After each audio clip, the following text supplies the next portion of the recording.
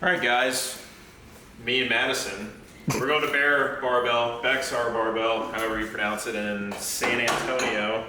So it's like an hour and 45. We're going to be training Max Out Friday there. And Layne Palm is going to be there, who beat me at the American Open last year. So I'm coming with vengeance. I'm already starting from the top. Wave 1, a double at 80%, a single at 85%. Wave 2, a double at 83%, a single at 88%. Wave 3, a single at 85, 90, and 93%. That's for snatch. Then clean and jerk, 1 by 1 at 82, 1 by 1 at 87, 1 by 1 at 92. You got it? Yeah. The Gorilla Mine just released their pina colada flavor, and it is probably, it's top 3 pre-workout flavors I've ever had. The thing with Gorilla Mine products is they're loaded up with stuff that actually works. So for them to make a pre-workout that tastes this good is pretty baffling. It's my favorite so far. And it's just released on the store yesterday, so go get some. Discount code Dozer. Get out of the wall and like get back on the highway. Yeah.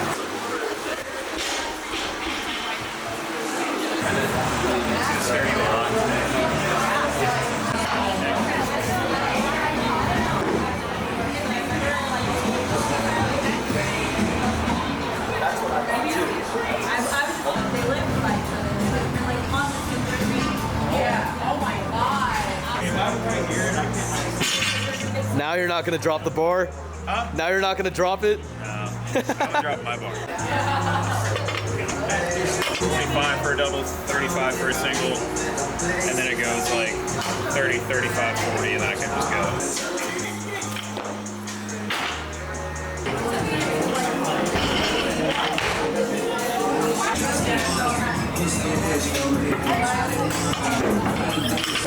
Sugar and melamine. Feel very acidic and bubbly. You can slow down if you want, bro. You just got here. No, once I start, I never slow down.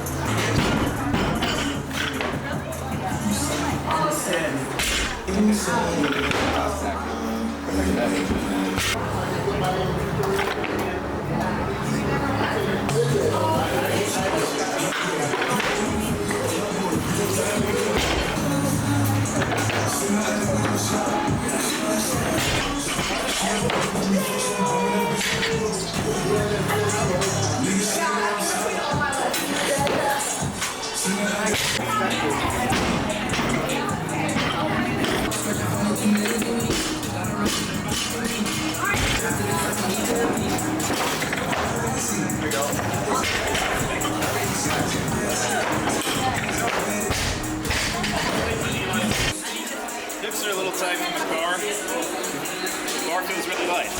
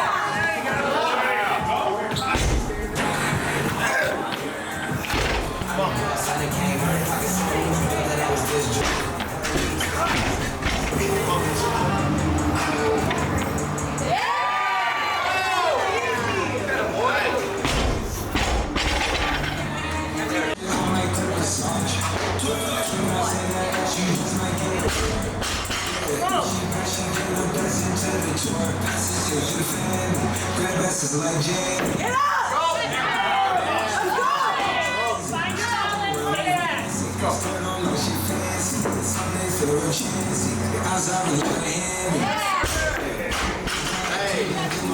balance.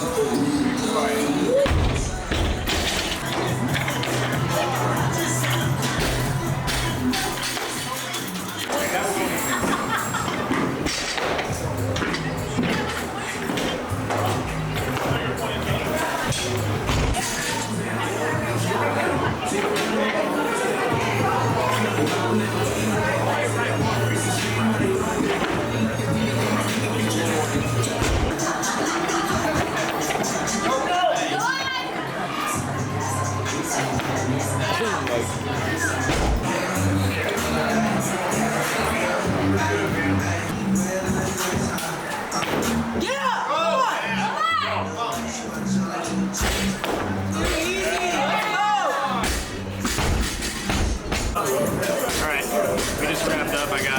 high block snatch pulls, but those are boring, so they probably won't be in the video, but 325 total today.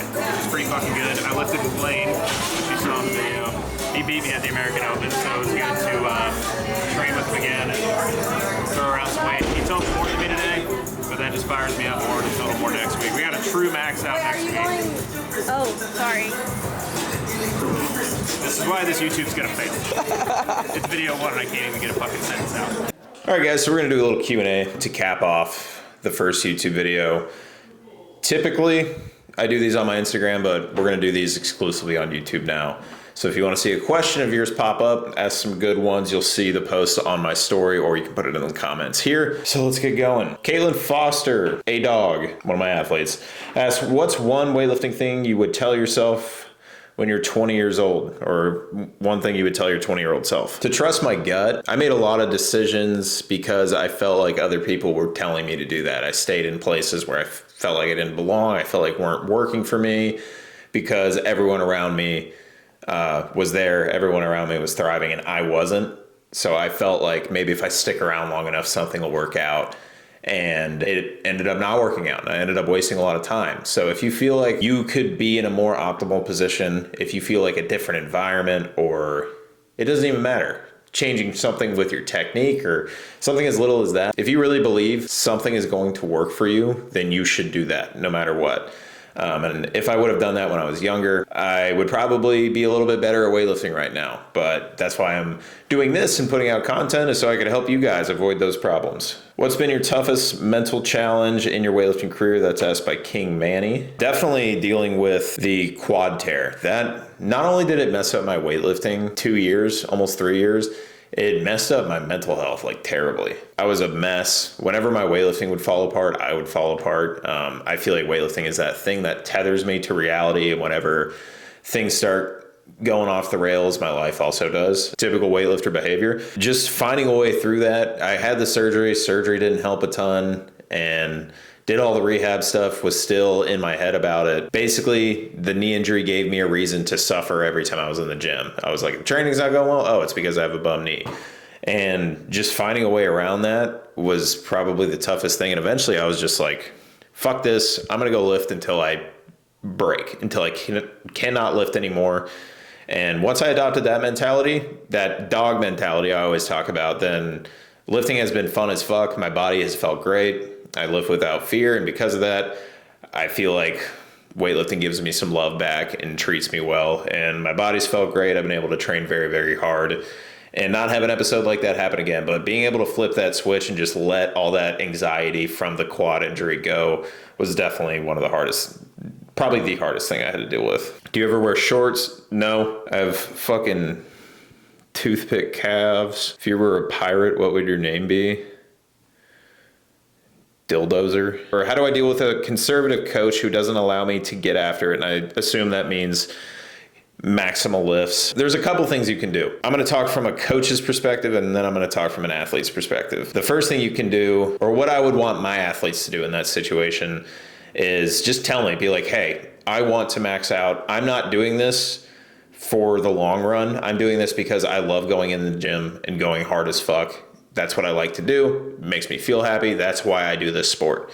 And then I would accommodate that. Once you get your goals aligned, then that's fine.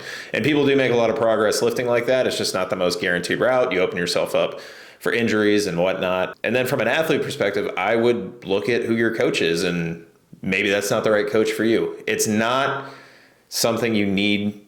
Like, this whole coach loyalty thing is pretty important, but it can get to a point where it can hold you back. And this goes back to the thing where I was like, trust your gut. If you know you would be thriving somewhere else, you should make that switch. When's your next big comp? That is nationals. Best time to join the DOGPACK programming. That is going to be next Monday. Next Monday is going to be the best time to join since the program started, because next week is a deload week, and that deload week can act as a introductory week because it's a little bit lighter, lower volume, and very easy to handle. And if you haven't really been training, this will kind of get you acclimated to what the training looks like. And then we're going to go into a cycle where we're going to be pushing heavy lifts pretty often. So it's going to be exactly what you want out of the dog pack. So if you want to have fun lifting, I would definitely join next Monday or this weekend. Put your start date for next Monday, and that's going to be the best time since this program has been released to join. And it's going to be the most fun month of training so far because we're hitting heavy stuff. I'm building up for nationals. A lot of other people have meets that are lining up on that weekend too, so it's perfect. You will be absolutely peaked within 5 weeks if you join next Monday. All right, we'll touch on this one. No, we'll do this one. We'll do both of them. What do you usually listen to when you unleash the dog? Put on some Gojira or The Summoning by Sleep Token.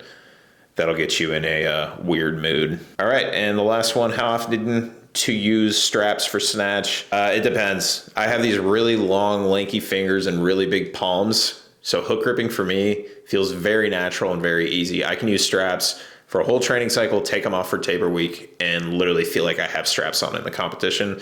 If you are not that way, then don't lie to yourself. Put straps on or take the straps off 1 or 2 workouts a week.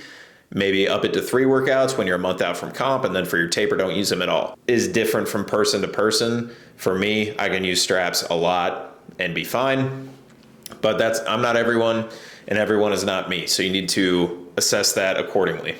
All right, so that's it for the questions. We'll do this again next week. These YouTube videos are going to be a series building up to nationals, and that's going to be— I'm sorry, I didn't quite catch that. Could you please say that again? Can you shut the fuck up? All the way to nationals. You guys are going to be along the ride the whole time, along for the ride the whole time. And most of you are going to be doing the same programming as me. I'm doing the DOGPACK programming going into this meet. And if you're on it as well, you're going to be experiencing the same things I'm experiencing. And it's going to be cool for you guys to see this from an inside view, get an inside look of what actually goes down when preparing for a national meet and what a national meet is, because you guys are going to be following me around the meet. The videographer is coming to Colorado. Yeah, I'm excited. Training is heating up. I feel like I'm in great shape right now, and I feel like I'm only getting in better shape. So the videos are going to keep getting better. Things are going to keep getting cooler. I've never done this, so support your boy. Hit the subscribe button. And if you really love Dozer and you really love being a dog, share this with somebody. That is it. And I will see you guys next week.